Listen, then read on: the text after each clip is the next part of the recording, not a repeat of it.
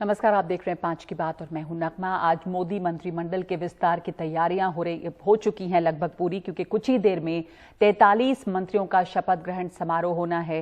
राष्ट्रपति भवन में यह समारोह शुरू होगा शाम के 6 बजे। इनमें कई पुराने चेहरे भी हैं, लेकिन कई नए मंत्री शामिल हो रहे हैं और कुल 43 मंत्री शामिल हो रहे हैं जो आज शपथ ग्रहण समारोह में शामिल हैं। इन 43 मंत्रियों के नाम की लिस्ट भी अब आ चुकी है और जो कुछ अहम नाम इनमें हैं उनमें नारायण राणे हैं, ज्योतिरादित्य सिंधिया, सर्बानंद सोनोवाल, डॉक्टर वीरेंद्र कुमार, अनुप्रिया पटेल, पशुपति पारस, भूपेंद्र यादव और मीनाक्षी लेखी जैसे नाम इस लिस्ट में हैं। और जनता दल यूनाइटेड से एक ही नाम है आरसीपी सिंह का। कई मंत्रियों के तरक्की होने की भी बात की गई है, जिसमें किरण रिजिजू का नाम है, हरदीप सिंह पुरी का नाम है, अनुराग ठाकुर, जी किशन रेड्डी।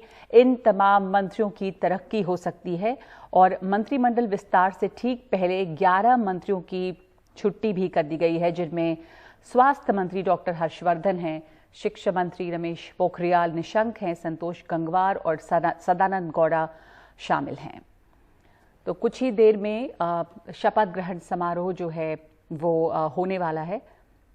नारायण राणे और ये तमाम सर्बानंद सोनोवाल, डॉक्टर वीरेंद्र कुमार, ज्योतिरादित्य सिंधिया, कहा जा रहा है कि ये तमाम लोग जो हैं वो कुछ ही देर में शपथ लेंगे। कुल 43 लोगों का नाम है जो शपथ लेने वाले हैं शाम के 6 बजे। मेरे साथ स्टूडियो में मेरे सहयोगी अखिलेश शर्मा मौजूद हैं। कुछ ही देर में हमारे साथ और मेहमान भी जुड़ेंगे और वरिष्ठ पत्रकार इसके आंकलन के लिए जो मंत्रिमंडल विस्तार हो रहा है वो काफ़ी दिलचस्प है।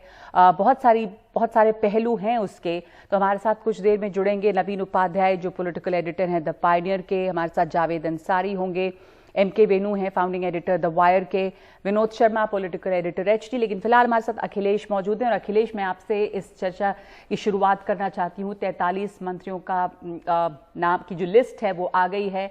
इसमें से बहुत सारे ऐसे हैं जो पुराने चेहरे हैं, कुछ नए चेहरे हैं, उनको जगह दी जानी थी, संभावित नाम थे।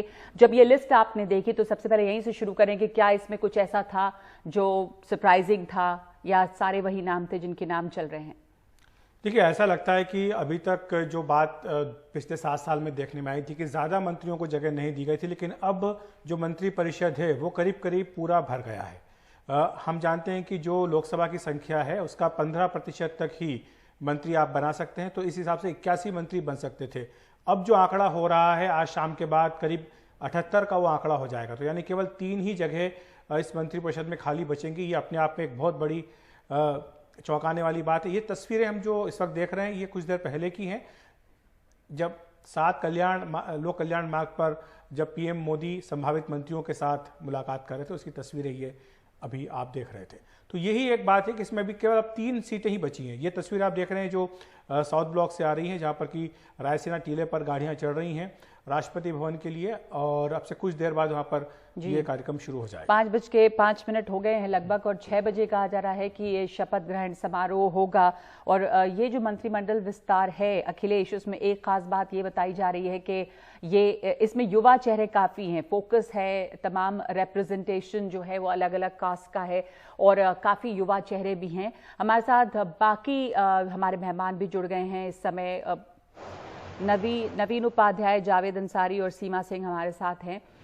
जावेद, ये मंत्रिमंडल विस्तार के ऊपर जब 43 मंत्रियों की नाम की लिस्ट आ गई है तो आपका आकलन क्या है? इसमें जो रिप्रेजेंटेशन की बात की, काफ़ी युवा चेहरे होंगे, शायद सबसे युवा मंत्रिमंडल ये होगा जो चेहरे इसमें अब शामिल किए जा रहे हैं, और रिप्रेजेंटेशन जो दिख रहा है इसमें कास्ट के हिसाब से, वो आपकी क्या टिप्पणी है इस पर?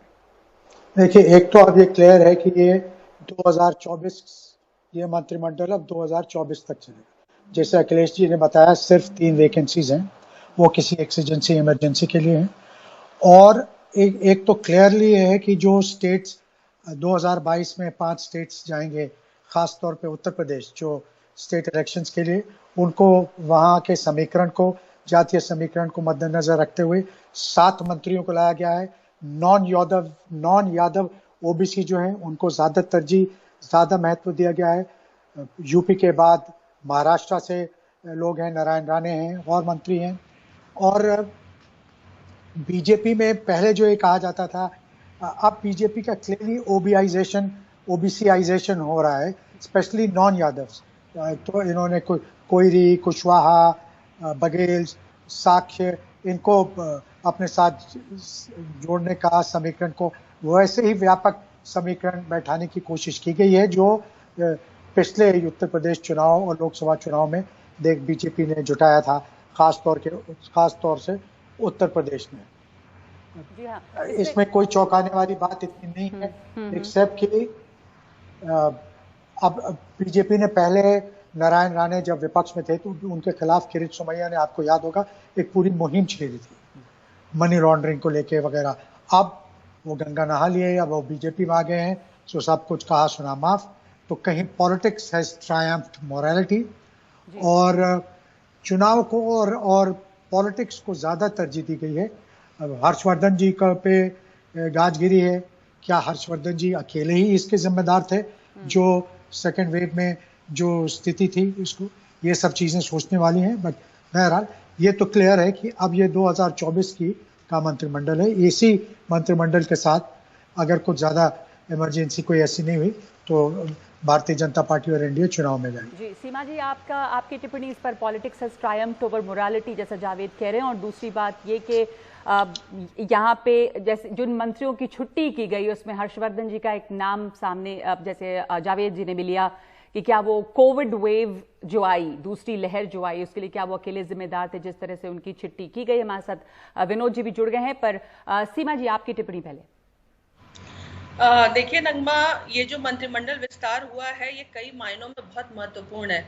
अगर हम मोदी 2.0 को देखते हैं तो मोदी 2.0 2019 में जो सरकार चुन करके आई, इसमें लोगों की अपेक्षाएं सरकार से बहुत ज्यादा थी, और हम सबको पता है कि इस इलेक्शन में मोदी सरकार को पिछले इलेक्शन की तुलना में ज्यादा सीटें मिली। लेकिन इस सरकार ने अपने पूरे कार्यकाल जो अब तक इसने निकाला है, इसमें एक बड़ा टाइम कोरोना क्राइसिस में गया, और ये सरकार कहीं न कहीं जिन मुद्दों को या विकास की जिन चीजों पे काम करना चाहती थी उसको एक सेटबैक लगा। तो ये जो मंत्रिमंडल का विस्तार है ये कई मायनों में महत्वपूर्ण है। इसके अपने एक राजनीतिक कारण भी हैं जो कि साफ साफ दिखाई देते हैं, और जिसपे अभी चर्चा भी हो रही थी कि आने वाले समय में कई विधानसभा चुनाव के कई राज्यों में विधानसभा चुनाव हैं। यहाँ पे जातिगत समीकरण या राज्यों के जो समीकरण है उसको भी कहीं ना कहीं साधने की कोशिश की गई है, और साथ ही साथ यहाँ पे कोरोना के बाद जो चुनौती सरकार के सामने आई है कि किस तरीके से सरकार विकास कार्यों को स्पीड अप करना चाहती है, उसका भी एक साफ रिफ्लेक्शन या फ्यूचर प्लान इस एक्सपेंशन में दिखाई देता है। जहां तक कोविड के कारण हर्षवर्धन जी या कुछ और मंत्रियों की बात की जा रही है, तो निश्चित तौर पे कोविड एक ऐसी चीज, कोविड की जो सेकेंड वेव आई है वो सरकार के लिए काफी निराशाजनक रही, और सरकार पर कई तरह के सवाल भी उठाए गए। तो यहाँ पे शायद मोदी सरकार की एक्सपेक्टेशन स्वास्थ्य मंत्री से कहीं ज्यादा थी, लेकिन अब हमें ये भी देखना पड़ेगा कि जिन लोगों को मंत्रिमंडल से बाहर किया गया है उनके लिए क्या संगठन में कोई अच्छी जगह, कोई जगह चुन करके क्या उनके एक्सपर्टाइज या उनके एक्सपीरियंस का बेटर यूटिलाइजेशन फ्यूचर पॉलिटिक्स के लिए किया जा सकता है। तो ये हमें आगे देखना होगा। बिल्कुल, अखिलेश से इस पर कमेंट चाहूंगी, पर पहले नवीन उपाध्याय आपके पास आना चाहती हूँ कि बिहार के, हमने यूपी की बात की, बिहार की कहानी बहुत दिलचस्प है। जेडीयू से सिर्फ आरसीपी सिंह का नाम, और दूसरे पशुपति पारस और चिराग पासवान के तेवर। चिराग पासवान ने ये साफ कहा था कि वो इसको कोर्ट जाएंगे, और वही वो कर भी रहे हैं, उसको चुनौती दे रहे हैं। पशुपति पारस का ये को मान लेना स्पीकर के फैसले को, पर आप क्या देखते हैं जिस तरह की फूट पड़ी है, इसका आगे राजनीतिक असर जरूर होगा कि चिराग पासवान जैसे इस समय अलग थलग दिख रहे हैं? देखिए, कुछ चीजें तो स्पष्ट दिखाई दे रही हैं। पहला उसमें है कि नीतीश कुमार का क्लाइम डाउन। नीतीश कुमार ने लास्ट बार 2019 में यूनियन कैबिनेट नहीं ज्वाइन की, उनकी पार्टी नहीं, इसी आधार पर कि उनको नॉमिनल रिप्रेजेंटेशन मिल रहा था। आज के दिन में नीतीश कुमार एक पावरफुल नेता के रूप में काफी एलाई छोड़ दिए, और जेडीयू एक बहुत ही पावरफुल एलाई है एनडीए का। ऐसी स्थिति में नीतीश कुमार से इस तरह का सरेंडर का एक्सपेक्टेशन नहीं किया गया था, क्योंकि पार्टी को केवल एक रिप्रेजेंटेशन मिला। नीतीश कुमार ने आरसीपी सिंह को बनाया जो उनके कास्ट से आते हैं, और उससे स्पष्ट है कि नीतीश कुमार नन यादव कुर्मी पॉलिटिक्स को कर रहे हैं। अपने जिस कास्ट से आते हैं उससे उसी के आदमी को उन्होंने बनाया, कैबिनेट में उपेंद्र कुशवाहा को वापस लाया। तो एक लंबी राजनीति की भूमिका रच रहे हैं। पशुपति कुमार पारस का जहां तक सवाल है, पशुपति कुमार पारस को लाना शायद मजबूरी थी, क्योंकि पार्टी को अगर एलजेपी को तोड़ा गया था तो बीजेपी की उसमें सहमति के साथ किया गया था और अंडरस्टैंडिंग के साथ किया गया था। पारस को ऑल अलोंग मालूम था कि वो मंत्रालय में आ रहे थे। लेकिन बिहार से अगर देखिएगा तो सबसे बड़ा न्यूज आता है सुशील कुमार मोदी का ओमिशन। मोदी एक बहुत ही एक्सपीरियंस, सुशील कुमार मोदी बहुत ही एक्सपीरियंस नेता है, और जिस तरीके से उनको हटाया गया, एक क्लियर है कि एक जनरेशन ऑफ लीडर जो बिहार में थे, अश्विनी कुमार चौबे को ड्रॉप कर दिया गया, तो एक जनरेशन ऑफ लीडर थे सुशील कुमार मोदी, अश्विनी चौबे, नंद किशोर यादव, प्रेम कुमार, जिन्होंने बिहार में बीजेपी की साख रखी थी। और स्पष्ट है कि बीजेपी बिहार में नए नेतृत्व को बनाना चाहती है। आगे आने वाले दिनों में देखना पड़ेगा कि कितना ये सक्सेसफुल हो पाती है पार्टी। जी, और ललन सिंह का शामिल नहीं होना, उनका भी नाम बहुत चर्चा में था और पूरे वो हालांकि कुछ कह नहीं रहे थे, बहुत कॉन्फिडेंस में थे, दबंग नेता हैं वो, उसका भी राजनीतिक असर पड़ता है उनको नहीं शामिल करने का। कास्ट कंपल्सन नीतीश कुमार का है, क्योंकि ललन सिंह आते हैं भूमिहार कास्ट से और आरसीपी सिंह आते हैं नीतीश कुमार के कास्ट से। नीतीश कुमार क्लियरली भूमिहार लोगों का अधिक से अधिक वोट मिलते रहा है बीजेपी को, तो अगर उनके पास एक चॉइस था ललन सिंह को बनाने से, उनको बहुत ज्यादा पॉलिटिकल गेन नहीं हो रहा था, तो शायद वो उन्होंने लॉन्ग टर्म पॉलिटिक्स के लिए बनाया। और आप देखिएगा इसमें इंटरेस्टिंग चीज ये है कि पहले उन्होंने आरसीपी सिंह को नेशनल प्रेसिडेंट बनाया पार्टी को, और एक बहुत ही, अब वो शायद इनको हटाकर, क्योंकि वन मैन वन पोस्ट का सवाल आएगा। देखिए पार्टी का प्रेसिडेंट को किसको बनाते हैं, काफी ढेर सारे अपॉर्चुनिटी और स्पेकुलेशन के रास्ते खुल गए हैं आने वाले दिनों में बिहार की राजनीति में। जी जी, विनोद शर्मा हमारे साथ जुड़े हुए थे, लेकिन इस समय विनोद जी आप हमें सुन सकते हैं। मैं आपकी टिप्पणी इस कैबिनेट विस्तार पर, जिस तरह का रिप्रेजेंटेशन, जैसे युवा चेहरे हैं, यूपी का ख्याल रखा गया है, बिहार की स्टोरी, आपने ये लिस्ट देखी तो आपको क्या लग रहा है, ये तमाम रिप्रेजेंटेशन और ये विस्तार जो है उस पर आपकी क्या टिप्पणी है? देखो, ये दो तीन बातें मैं कहना चाहता हूँ। एक तो जो इस विस्तार का और चेंजेस का जो आयाम है, वो मुझे लगता है ये भारतीय जनता पार्टी की कामराज मूवमेंट है, क्योंकि जब कामराज प्लान कांग्रेस लाई थी बहुत बरस पहले, तो वो भी एक संकट की स्थिति में लाई थी। और भारतीय जनता पार्टी आज इस बात को मान रही है कि जो चैलेंजेस उनके सामने हैं, भले ही वो कोविड के चलते हों, भले ही हमारी जो अर्थव्यवस्था है उसके चलते हों, भले ही जो वैक्सीन का प्रॉब्लम हुआ उसके चलते हों, तो उनके मद्देनजर कोई ऐसा बड़ा फेरबदल करना है जिससे कि लोगों में जो आस्था सरकार के लिए होती है वो दोबारा बने। आस्था दोबारा बनाने की जरूरत इसलिए थी कि जो पैंडेमिक था उसने जो कुठाराघात किया, जो लोगों के साथ, लोगों के घरों में घुस के उसने जो ट्रेजेडी फैलाई, उस पर कोई मरहम लगाना जरूरी है, कम से कम इतना करके कि सरकार कुछ कर रही है ताकि हालात बेहतर हो। और मेरा ये मानना है कि ये जो अभी पता चला है कि जो त्याग पत्र हुए हैं, उसमें हर्षवर्धन का त्याग पत्र थोड़ा सा फेयर नहीं है, अनुचित है। क्यों? क्योंकि ये मेडिकल इमरजेंसी जो है हमारा पैंडेमिक, इसमें बहुत से लोग इन्वॉल्व थे, सिर्फ अकेले हेल्थ मिनिस्टर नहीं थे। और हेल्थ जो है वो स्टेट सब्जेक्ट है, वो सेंटर का सब्जेक्ट नहीं है। और दूसरा कि नीति आयोग के लेवल पे बहुत से लोग इसमें संलग्न थे, इन्वॉल्व थे, प्रधानमंत्री कार्यालय के लेवल पे बहुत से लोग इन्वॉल्व थे। ये पूरी सरकार एक तरह से पूरी ताकत लगाकर इससे दो हाथ हो रही थी इस बीमारी के साथ। और उसमें केंद्रीय स्वास्थ्य मंत्री को उसका त्यागपत्र हो जाना, मैं समझता हूं कि थोड़ी सी गरीब मार है, लेकिन ये प्रधानमंत्री का अधिकार है कि वो किसको रखें और किसको ना रखें। रही बात वो हेल्थ मिनिस्ट्री की, अब पिछले 60 वर्ष में चौथा एजुकेशन मिनिस्टर आप देखेंगे, एजुकेशन मिनिस्टर चौथा देखेंगे पिछले 7 साल में आप। स्मृति ईरानी जी थी, उनके बाद जावड़ेकर जी आए, उनके बाद पोखरियाल जी आए, और अब कोई और आएगा। तो हेल्थ जो है वो बीजेपी के लिए और आरएसएस के लिए भी एक बहुत ही इंपॉर्टेंट पोर्टफोलियो होता है। और मैं समझता हूं कि अब वो किसका चुनाव करते हैं, क्या वो चुनाव आरएसएस के प्रोत्साहन पे होगा या प्रधानमंत्री के अपने अपनी इंटेलिजेंस को रिक्वायरमेंट को देखकर होगा, ये हमको देखना पड़ेगा। जी, गौड़ा साहब का रिमूवल जो है केमिकल एंड फर्टिलाइजर्स मिनिस्टर से, तो वो कुछ समझ में नहीं आया। गौड़ा साहब तो ज्यादा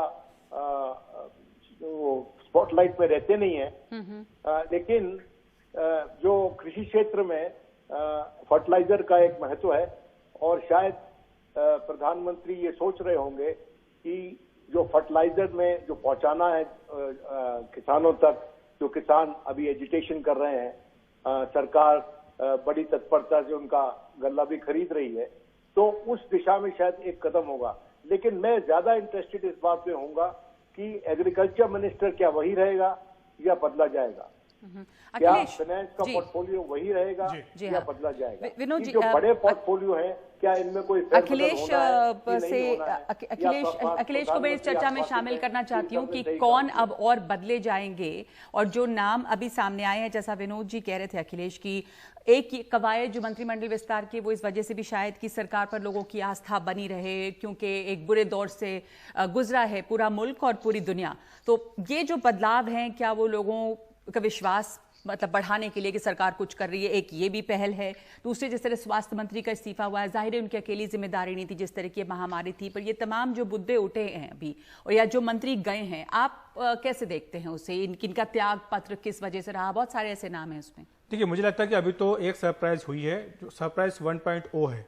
अभी सरप्राइज 2.0 आना बाकी है, जब आपके पास फहरिस्त आएगी राष्ट्रपति भवन से कि किस मंत्री को क्या मंत्रालय दिया गया है, क्योंकि उसमें हमें कई चौंकाने वाले कदम उसमें भी देखने को मिल सकते हैं बड़े पैमाने पर। हाँ, वहां भी सरप्राइजेस आपको होंगी, क्योंकि 8-9 मंत्री ऐसे हैं जिनके पास एक से अधिक पोर्टफोलियो था। तो उनमें से तो हम देख रहे हैं कि छुट्टी हो चुकी है।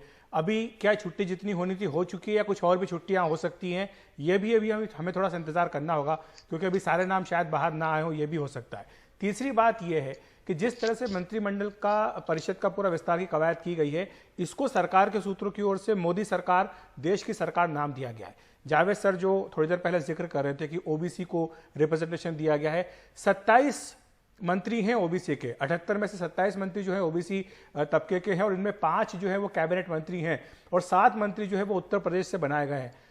पहले से जो मंत्री हैं यूपी से, जैसे कि पीएम खुद हैं, राजनाथ सिंह जी हैं, इसके अलावा पांडे जी हैं, या फिर आपके वीके सिंह हैं, ये तो है ही है। 7 और मंत्री बनाए गए। तो उत्तर प्रदेश किस तरह से फोकस पर है बीजेपी के, और किस तरह से बीजेपी वहां के कास्ट को और सब रीजन के इक्वेशन को बैलेंस करना चाहती है, ये भी इस कवायद में दिख रहा है। देश की सरकार बन रही है, देश की सरकार है, उसमें अलग अलग उन्होंने बताया कि दलितों की सरकार है, ये आदिवासियों की सरकार है, ये पिछड़ों की सरकार है, ये युवाओं की सरकार है, क्योंकि उन्होंने कहा कि ये 58 वर्ष इसकी अब औसत उम्र हो गई है, जो कि उनके हिसाब से आजादी के बाद से पहली बार इतना औसत युवा जो है वो मंत्री परिषद दिख रहा है। तो सबसे ज्यादा युवा मंत्री परिषद होगा, ये कहा जा सकता है। जावेद, मैं आपके पास एक ब्रेक के बाद लौट रही हूँ, आपका कमेंट इसके बाद जरूर लेंगे। छोटा सा ब्रेक और लौटते हैं।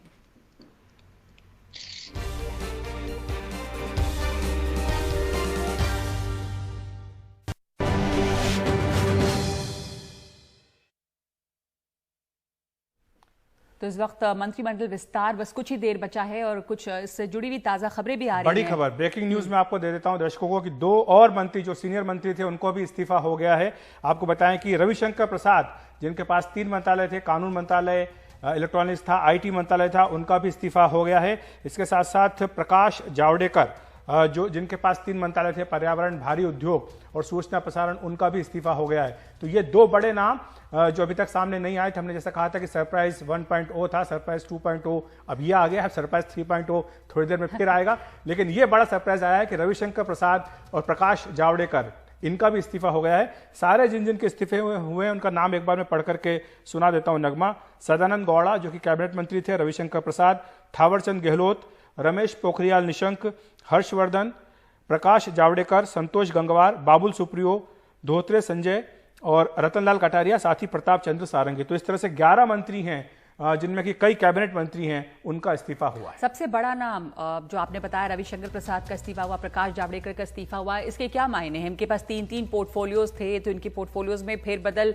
होगा, क्योंकि रविशंकर प्रसाद के पास कई मंत्रालय थे और रविशंकर प्रसाद का इस्तीफा जो है वो इस वक्त की सबसे बड़ी खबर है, बड़ी ब्रेकिंग न्यूज, जैसा अखिलेश ने हमें बताया। और इसके अलावा प्रकाश जावड़ेकर का भी इस्तीफा हुआ है।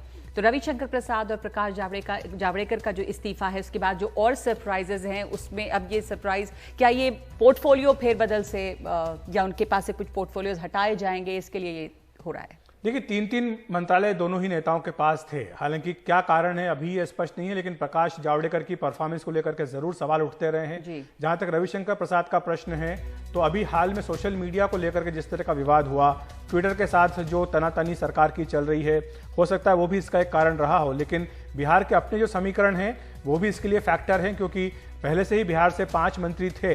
अब चूंकि आरसीपी सिंह, पशुपति पारस 2 कैबिनेट मंत्री और बन रहे हैं, तो ऐसे में कितने मंत्री बिहार से हो सकते थे? शायद ये भी एक कारण रहा हो जिसके चलते रविशंकर प्रसाद का इस्तीफा किया गया है। प्रकाश जावड़ेकर, पर्यावरण उनके पास था, भारी उद्योग था, सूचना प्रसारण था। एक वक्त तो यह लगता था कि शायद इस सरकार में आधे से ज्यादा मंत्रालय उन्हीं के पास है, लेकिन अचानक से उनकी परफॉर्मेंस को लेकर के बीच बीच में सवाल उठता रहा। उनके बीजेपी के अपने जो समर्थक है वो ये सवाल उठाते रहे कि क्या सूचना प्रसारण मंत्री के तौर पर या भारी उद्योग मंत्री के तौर पर या फिर पर्यावरण मंत्री के तौर पर वो सक्षम हो पाए हैं। पर्यावरण मंत्री के तौर पर भी कई सारी चुनौतियां थीं, और क्या वो उनसे निपट पाए या नहीं निपट पाए, ये भी एक कारण रहा है। और इसी के चलते अब ये फैसला किया गया है कि उनका भी इस्तीफा हो गया है। बड़ी खबर है, रविशंकर प्रसाद, प्रकाश जावड़ेकर, 2 बड़े नाम, वो नाम जो सरकार का चेहरा थे। प्रकाश जावड़ेकर जो कि सरकार के मुख्य प्रवक्ता थे, कैबिनेट की ब्रीफिंग वो किया करते थे, पार्टी की प्रेस कॉन्फ्रेंस में भी उतरा करते थे। रविशंकर प्रसाद हो या फिर प्रकाश जावड़ेकर, दोनों ही इन वरिष्ठ मंत्रियों का इस्तीफा साफ तौर पर यह इशारा कर रहा है कि किस तरह से उनकी परफॉर्मेंस को लेकर के सवाल उठाए गए हैं पीएम की ओर से, और उसके बाद उनका इस्तीफा ले लिया गया है। अन्य नाम भी हैं जिनकी चर्चा तो हम खैर लगातार कर ही रहे थे। थावरचंद गहलोत, जिनको राज्यपाल बना दिया गया। रमेश पोखरियाल निशंक बतौर शिक्षा मंत्री, उनके प्रदर्शन पर काफी सवाल उठे थे। डॉक्टर हर्षवर्धन, उन्हें भी हटा दिया गया है। इसके अलावा संतोष गंगवार, बाबुल सुप्रियो और संजय धोत्रे, तमाम ऐसे लोग हैं, नेता हैं जिनको कि इस्तीफा देने के लिए कहा गया। हालांकि अश्विनी चौबे का नाम इसमें नहीं है, ये जरूर हम करेक्ट करना चाहेंगे, क्योंकि अश्विनी चौबे का नाम भी लगातार चल रहा था कि उन्हें भी हटाया गया, लेकिन अश्विनी चौबे को नहीं हटाया गया, बल्कि जो सीनियर मंत्री थे डॉक्टर हर्षवर्धन, उन्हें हटा दिया गया है। जी, काफी बड़े और हाई प्रोफाइल नाम है, जैसा आपने कहा अखिलेश के, जो वो लोग जो चेहरा थे, खास करके रविशंकर प्रसाद, जिनके पास 3-3 मंत्रालय रहे, और उनका भी इस्तीफा हुआ। ये बड़ी खबर है। जावेद, आपकी टिप्पणी इस पर, ये और सरप्राइजेस जो सामने आई हैं अब? हाँ, ये बेहद सरप्राइजिंग है रविशंकर प्रसाद का, खास तौर पे क्योंकि रविशंकर प्रसाद हमेशा सरकार और पार्टी की तरफ से काफी आगे बढ़ चढ़ के अपने विपक्ष के लोगों को या सरकार के विरोधियों को लिया करते थे। तो ऐसा लगता था कि वो तो ये जो बिग 2 हैं भारतीय जनता पार्टी के और सरकार के, उनके बहुत चहेते हैं। क्या कारण हुआ, क्या बात ऐसी हो गई जिससे नाखुश हो गए लोग और रविशंकर प्रसाद को इस्तीफा देना पड़ा? शायद जैसे अखिलेश जी कह रहे थे, ये बिहार के समीकरण को मद्देनजर रखते हुए हुआ हो। बहरहाल, मैं एक चीज ये देखना चाहूंगा कि इस विस्तार में ये जो फार्मर्स डिस्कंटेंट है, जो जितना आक्रोश, जितना विरोध हो रहा है वेस्टर्न यूपी में, हरियाणा में, पंजाब में, इसके लिए क्या, किसको बनाते हैं मंत्री? क्या कोई महत्वपूर्ण कदम लिए जाते हैं कि ये तो ठीक है कि ओबीसी को आपने ज्यादा ले लिया, नॉन ओबीसी इसको, नॉन यादव ओबीसी को बहुत तरजीह दी जा रही है, लेकिन ये जो एक बड़ा इन्फ्लुएंशियल वर्ग है जो फार्मिंग कम्युनिटी का है, जो किसान है, ये बेहद नाराज हैं, इनमें आक्रोश है। इनके लिए क्या हो रहा है, इनको मद्देनजर रखते हुए, इनको मनाने के लिए, इनकी शिकायतों को दूर करने के लिए, क्योंकि जब तक ये प्रॉब्लम नहीं सॉल्व होगा, ये बाकी और समीकरण गुणा भाग आप करते रहें, जब तक ये नहीं सॉल्व होगा, इसका भारी राजनीतिक परिणाम हो सकता है बीजेपी। जी, तो वो तमाम चीजें जो इस सरकार के लिए परेशानी खड़ी करती रही हैं इस दौरान, इस विस्तार से क्या उन चीजों को एड्रेस करते हुए हम देख रहे हैं इस मंत्रिमंडल विस्तार में? ये एक सवाल है। हमारे साथ एमके वेणु भी जुड़ रहे हैं, पर एक ब्रेक ले रही हूं मैं इस वक्त और लौटती हूं इस चर्चा पे।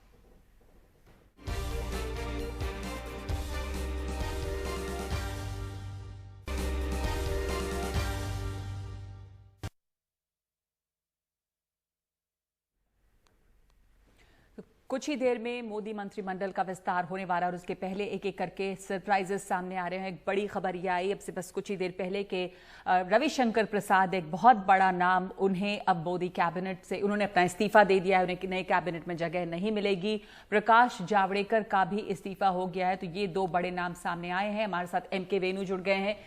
एम के वेणु, आपकी प्रतिक्रिया और टिप्पणी। एक तो कैबिनेट विस्तार में जिस तरह का रिप्रेजेंटेशन, नए चेहरे वो दिख रहे थे, उससे एक और ज्यादा बड़ी खबर इन इस्तीफों से बन रही है जो हुए हैं। देखिए, मेरा मानना यह है कि इस सरकार का आप ओवरऑल परफॉर्मेंस देखें पिछले 7 साल में, वो उस परफॉर्मेंस में चाहे आर्थिक क्षेत्र में हो, आर्थिक क्षेत्र में तो बहुत ही बुरा परफॉर्मेंस है। कहाँ 8% जीडीपी ग्रोथ होता था 2016-17 में और गिर के आधा हो गया जो पैंडेमिक से पहले, और अनएम्प्लॉयमेंट 45 साल के चरण सीमा पे के लेवल पे, मतलब सबसे ज्यादा अनएम्प्लॉयमेंट 45 साल में, चाहे वो प्राइवेट इन्वेस्टमेंट ले लें, चाहे कोई भी ले लें, तो इनकी परफॉर्मेंस इतनी खराब रही है कि अभी मुझे लगता है कि मोदी साहब एक ऑप्टिक्स के तौर पे, एक मार्केटिंग के तौर पे नए चेहरे लाना चाहते हैं। पुराने चेहरे लगता है कि अब थोड़े थके हुए लग रहे हैं इनको, और ये एक सिग्नलिंग है, एक परफॉर्मेंस के लेवल पे एक सिग्नलिंग है जी। चाहे आप उसे हेल्थ मिनिस्ट्री में ले लो, चाहे आप रविशंकर प्रसाद जो 3 पोर्टफोलियो में काम कर रहे थे, और प्रकाश जावड़ेकर भी बड़े 3 पोर्टफोलियो में। अब ये सारे चेहरे अब मोदी जी इनको मेरे ख्याल लोगों के थोड़े टेलीविजन चैनल से, अब लोगों के दिमाग से थोड़ा हटाना चाहते हैं कुछ देर तक। सीमा जी, आपको क्या लगता है, ये कोशिश है कि एक नया चेहरा, एक नया कैबिनेट, और जो थके हुए पुराने चेहरे हैं, जो परफॉर्मेंसेस, जैसा वेणु कह रहे हैं कि जो आर्थिक क्षेत्र हो या दूसरे क्षेत्र हो, उसको एक तरह से लोगों की मेमोरी से, याददाश्त से हटाने की कोशिश है ये नए चेहरे को देकर?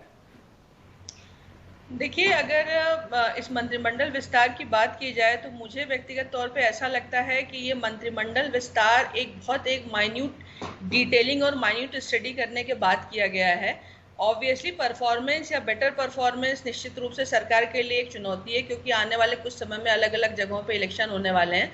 लेकिन मुझे ये लग रहा है कि अब देखने वाली बात ये होगी कि मंत्रिमंडल के इस विस्तार के बाद, जैसे भी बात की जा रही थी कि ये एक चेंज है, उसके बाद एक चेंज और आएगा, पर मुझे लगता है अभी एक बड़ा चेंज और आने वाला है। और वो बड़ा चेंज ये है कि राजनीति में ये जो बड़े बड़े चेहरे हैं, चाहे ये रविशंकर प्रसाद जी का हो, या प्रकाश जावड़ेकर जी का हो, या निशंक जी का हो, या हर्षवर्धन जी का हो, ये राजनीति में बहुत अनुभवी चेहरे हैं। तो इन अनुभवों का इस्तेमाल संगठन के तौर पर राज्यों में सरकार किस तरीके से करने वाली है, क्योंकि अब एक चीज जो मुझे साफ साफ दिखाई दे रही है कि सरकार ने 2024 की तैयारी 2022 के साथ साथ अभी से शुरू कर दी है। तो इन नेताओं के अनुभव का इस्तेमाल कहाँ पे किया जा सकता है, किन किन राज्यों में इनकी बड़ी भूमिका होने वाली है, इस पे भी कहीं ना कहीं मुझे ऐसा लगता है कि मोदी सरकार की एक नजर है। और नए चेहरों को लेकर के आने का एक बड़ा रीजन ये है कि नए लोगों को मौका देकर के निश्चित तौर पे एटलीस्ट मंत्रिमंडल के लेवल पे एक अल्टरनेटिव पॉलिटिक्स या अल्टरनेटिव फेसेस को ला करके यूथ को प्रमोट करना, और एक उनसे कहीं ज्यादा अपेक्षा करके उनसे ज्यादा काम करा करके जनता की अपेक्षाओं को पूरा करना, ये तो एक निश्चित रूप से दिखाई दे रहा है। पर मुझे ऐसा लगता है कि इन अनुभवों के साथ जो है संगठन के लेवल पे भी कुछ चेंजेस आने वाले समय में हम देख सकते हैं। अखिलेश, आपको जोड़ना चाहेंगे इसमें? निश्चित तौर पर ऐसा लगता है कि कई, जैसे रविशंकर प्रसाद हो, प्रकाश जावड़ेकर हो सकता है कि पार्टी में इनकी सेवाओं का उपयोग किया जाए, क्योंकि दोनों ही बड़े प्रमुख चेहरे हैं, मीडिया में छाए रहे चेहरे हैं। तो ऐसे में एकदम से इनको दरकिनार करना मुश्किल होगा। और दूसरा, फिर एक मैसेज भी आपको देना होगा कि आप इतने वरिष्ठ नेताओं को इस तरह से आप नहीं कर सकते कि आप उन्हें एकदम से हटा दें। उन्हें कहीं ना कहीं सम्मानपूर्वक जगह तो आपको देनी होगी। जी, एक ब्रेक ले रहे हैं, लौटते हैं हम इस वक्त।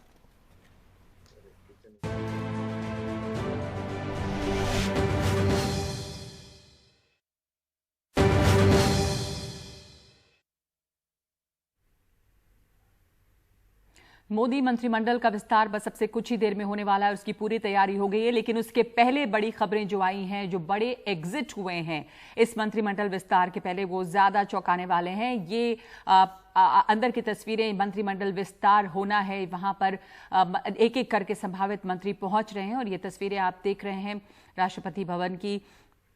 हमारे साथ इस वक्त जुड़ रहे हैं मेरे सहयोगी हिमांशु शर्मा। हिमांशु, तैयारियां पूरी हो गई हैं, एक एक करके लोग पहुंच रहे हैं, और इस वक्त आप हमें क्या जानकारी दे सकते हैं?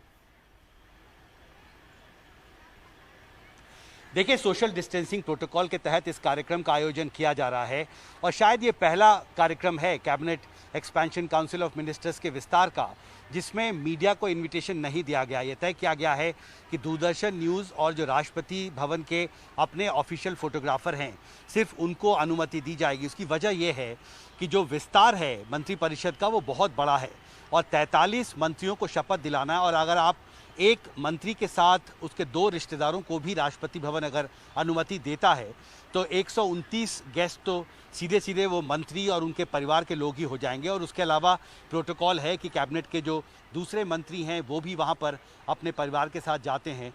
तो निश्चित तौर पर यह तय किया गया कि मीडिया को फिलहाल बाहर रखा जाए। शायद पहला कार्यक्रम होगा जिसमें मंत्रिपरिषद के विस्तार का, जिसमें मीडिया को कवरेज डायरेक्टली इसमें अनुमति नहीं दी गई है, रिपोर्टर्स को अनुमति नहीं दी गई है। दूसरा, मुझे लगता है कि जो बड़ी तस्वीर इस शपथ ग्रहण समारोह के ठीक पहले आई है उससे बहुत साफ है कि करीब 20% मंत्रियों को सरकार से प्रधानमंत्री नरेंद्र मोदी ने बाहर कर दिया है और इसमें 7 कैबिनेट मंत्री हैं। और इससे आप अंदाज़ा लगा सकते हैं कि प्रधानमंत्री किस हद तक असंतुष्ट हैं और किस हद तक उन्हें लगता है कि सरकार के सामने जो कोरोना महामारी के दौर में जो बड़ी चुनौतियां आई हैं उनसे लड़ने के लिए अब एक नई नीति, एक नई रणनीति, नए चेहरों को लेकर आगे बढ़ना होगा। और इसलिए आप देखिए, स्वास्थ्य मंत्री हों या फिर जो लेबर मिनिस्टर है संतोष गंगवार, उनके एक करीबी सूत्र ने मुझे बताया है कि इस पूरे दौरान में जो क्राइसिस रहा है प्रवासी मजदूरों का, असंगठित क्षेत्र के मजदूरों का, उसको संभालने में अधिकारी नाकाम रहे और उसका जो खामियाजा है वो मंत्री जी को भुगतना पड़ा, उन्हें इस्तीफा देना पड़ा। और आपको याद होगा कि 29 जून को ही सुप्रीम कोर्ट ने ये कहा था कि जो रवैया था श्रम मंत्रालय का माइग्रेंट वर्कर्स के पोर्टल बनाने को लेकर, उसे किसी भी तरह से माफ़ नहीं किया जा सकता और बहुत ही ढुलमुल रवैया मंत्रालय का रहा है। और सुप्रीम कोर्ट की फटकार के बाद श्रम मंत्री को भी इस्तीफा देना पड़ा है। और इसके अलावा जो बाकी मंत्री हैं, लिस्ट इतनी लंबी है, 12 मंत्रियों ने इस्तीफा दिया है। मुझे लगता है देखना अब बहुत महत्वपूर्ण होगा नगमा कि इस शपथ ग्रहण समारोह के बाद जब पोर्टफोलियो का बंटवारा होता है और राष्ट्रपति भवन एक और प्रेस कम्युनिके के जरिए नए मंत्रियों को क्या विभाग दिया गया है इसकी जानकारी को सार्वजनिक करता है तो बड़ी तस्वीर सामने आएगी कि प्रधानमंत्री इस कोरोना महामारी के दौर में जिस तरह के संकट से जूझते रहे हैं और जो सरकार की छवि को वो बेहतर करना चाहते हैं, एक नई रणनीति, नए चेहरों को लेकर आगे बढ़ना चाहते हैं, उन नए चेहरों को क्या नई जिम्मेदारी दी गई है। नया स्वास्थ्य मंत्री किसको बनाते हैं, नया सूचना प्रसारण मंत्री किसको बनाते हैं। प्रकाश जावड़ेकर चेहरा थे उनके कैबिनेट के, अब वो नहीं है सरकार में। तो ऐसे बहुत सारे मंत्री, रविशंकर प्रसाद जिनको कई बार महत्वपूर्ण ब्रीफिंग के लिए बीजेपी के दफ्तर भी भेजा गया था, लेकिन अब ऐसा लगता है कि एक नई रणनीति के साथ प्रधानमंत्री आ रहे हैं और इसकी तस्वीर कैबिनेट जो एक्सपेंशन एक्सरसाइज है काउंसिल ऑफ मिनिस्टर्स की, उसके शपथ ग्रहण के बाद साफ होगी। बिल्कुल, धन्यवाद आपका हिमांशु। आपके पास हम समय समय पर लौटते रहेंगे। इस वक्त की बड़ी कहानी यही है कि बड़े मंत्री जो नई कैबिनेट है उसमें शामिल नहीं है। जैसा हिमांशु बता रहे थे कि लगभग 20% मंत्रियों को हटाया गया है। जो फेरबदल है उससे साफ जाहिर है कि प्रधानमंत्री असंतुष्ट हैं और भारत के स्वास्थ्य मंत्री, आईटी मंत्री, एजुकेशन, लेबर, ये तमाम मंत्री जो हैं वो हटा दिए गए हैं। तो एक बहुत बड़ा फेरबदल है और बुरी तरह से कह सकते हैं कि उथल पुथल है कैबिनेट में। नई कैबिनेट जो बन रही है वो युवा कैबिनेट। अब देख सकते हैं रविशंकर प्रसाद यहाँ बैठे हैं। रविशंकर प्रसाद का इस्तीफा हो चुका है, प्रकाश जावड़ेकर का इस्तीफा हो चुका है। यहाँ पर सोशल डिस्टेंसिंग का पूरा ख्याल रखा गया है और मीडिया की कोई इजाजत नहीं दी गई है। अमित शाह को देखा जा सकता है वहां पर, नए प्रकाश जावड़ेकर हैं, तमाम जो नए चेहरे हैं वो भी वहां मौजूद हैं। 43 मंत्रियों की शपथ होनी है। हमारे साथ तमाम मेहमान हैं इस वक्त। और विनोद शर्मा, मैं आपकी टिप्पणी चाहूंगी, बड़े इस्तीफे और जो संदेश जा रहा है कि किस कदर प्रधानमंत्री असंतुष्ट हैं और एक नई छवि के साथ नई सरकार मंत्रिमंडल का गठन करना चाहते हैं, ये संदेश दिया जा रहा है। देखिए, मुझे लगता है कि प्रकाश जावड़ेकर और रविशंकर प्रसाद को ये संगठन की तरफ लेके जाएंगे। देखिए, नड्डा साहब ने अभी तक अपना फेरबदल नहीं किया, उन्होंने अपनी कैबिनेट नहीं बनाई है और इस पे आपको अखिलेश ज्यादा प्रकाश डाल के बता सकते हैं कि जो पार्लियामेंट्री बोर्ड है उसमें 6 स्थान रिक्त हैं, 11 स्थान में से 6 रिक्त हैं। जो पार्लियामेंट्री बोर्ड जो शीर्ष पे बैठता है पार्टी के संगठन के और सबसे पावरफुल बॉडी है, वो उसमें 6 स्थान रिक्त हैं और बहुत से जनरल सेक्रेटरीज की जरूरत है। तो अगर आप सरकार को मजबूत बना रहे हैं तो संगठन को भी मजबूत बनाना होगा और इन लोगों की सर्विसेज जरूर मैं समझता हूं ली जाएंगी संगठन में, जैसे रविशंकर हो गए या प्रकाश जावड़ेकर हो गए या संतोष गंगवार हो गए या सदानंद गौड़ा जी हो गए या हर्षवर्धन जी हो जाए। हर्षवर्धन जी दिल्ली के पॉपुलर नेता हैं और ये भी देखना है कि 2024 में जब इलेक्शन होते हैं तो दिल्ली में भी तो इलेक्शन लड़ेगी ना दिल्ली बीजेपी। तो मैं ये समझता हूँ कि इन लोगों को ये हमको ये नहीं समझना चाहिए कि इन लोगों को they have been consigned to the dustbin, ऐसा नहीं है। लेकिन ये बहुत बड़ा फेरबदल है और मैंने जैसे शुरू में कहा था, it reminds me of the Kamaraj plan, जो कि कांग्रेस की कामराज प्लान थी। उतना ही बड़ा ये फेरबदल है। इतने लोगों का इस्तीफा ले लिया और नए लोग आएंगे। अब नए लोगों में से लॉ मिनिस्टर कौन बनेगा, ये बड़ा प्रश्न मेरे सामने होगी। अभी ये सरप्राइजेस आ रही हैं एक एक करके, और ये एक सरप्राइज यही थी कि रविशंकर प्रसाद और प्रकाश जावड़ेकर का इस्तीफा हुआ। पोर्टफोलियोज जब बटेंगे वो कुछ देर में खबर आ जाएगी, तो उसमें कितनी नई बातें आती हैं या क्या सरप्राइज है। Javed Ansari, mega cabinet reshuffle जो देखा है और उससे साफ संदेश ये जा रहा है कि प्रधानमंत्री असंतुष्ट हैं जितने मंत्रियों का इस्तीफा हुआ, जो बड़े चेहरे हटाए गए हैं उससे साफ, मतलब भारत के स्वास्थ्य मंत्री, आईटी मंत्री, शिक्षा मंत्री, इस तरह का जो फेरबदल और एक तरह से बिल्कुल उथल पुथल है पूरे कैबिनेट में। जी देखिए, इसमें दो चीज जो ये चर्चा का विषय जो आ रहे हैं वो भी है और उतना ही ऑलमोस्ट उतना ही बड़ा चर्चा का विषय है जो लोग अब मंत्रिमंडल में नहीं रहे, जिनका इस्तीफा हो गया। रविशंकर प्रसाद, हर्षवर्धन जी, प्रकाश जावड़ेकर जी सूचना और प्रसारण मंत्री। तो इसके क्या कारण है, और लाजमी तौर पे अब जाहिर है कि प्रधानमंत्री ये खुद कहें ना कहें अपने अल्फाजों में, लेकिन वो इस बात को स्वीकार करते हैं कि अभी तक जो सरकार का काम करने का तरीका रहा है या जो सरकार को जिस तरीके से काम करना चाहिए वो उसने नहीं किया है और it has been found wanting, और इसलिए वो ये समझते हैं कि अब ये हाफ वे स्टेज है, 2024 में चुनाव होंगे, इसलिए कुछ न कुछ अब ऐसे नहीं चलेगा, कुछ और करना होगा, इसलिए नए चेहरे आए हैं। अब ये नए चेहरे क्या रंग लाते हैं। और सबसे बड़ा प्रॉब्लम मैं फिर दोहराऊंगा, किसानों के लिए जो सबसे बड़े असंतुष्ट वर्ग है उस प्रॉब्लम को ये कैसे एड्रेस करेंगे, अभी तो ये जाहिर नहीं। नवीन उपाध्याय, रविशंकर प्रसाद का जाना, आपकी टिप्पणी बिहार की राजनीति पर, यह भी एक बात आई कि शायद बिहार से अब आरसीपी सिंह हैं और पशुपति पारस हैं और इसलिए जगह बनानी पड़ी, क्योंकि कितने लोगों को आप बिहार से रखेंगे कैबिनेट में। आप कैसे देख रहे हैं इसे?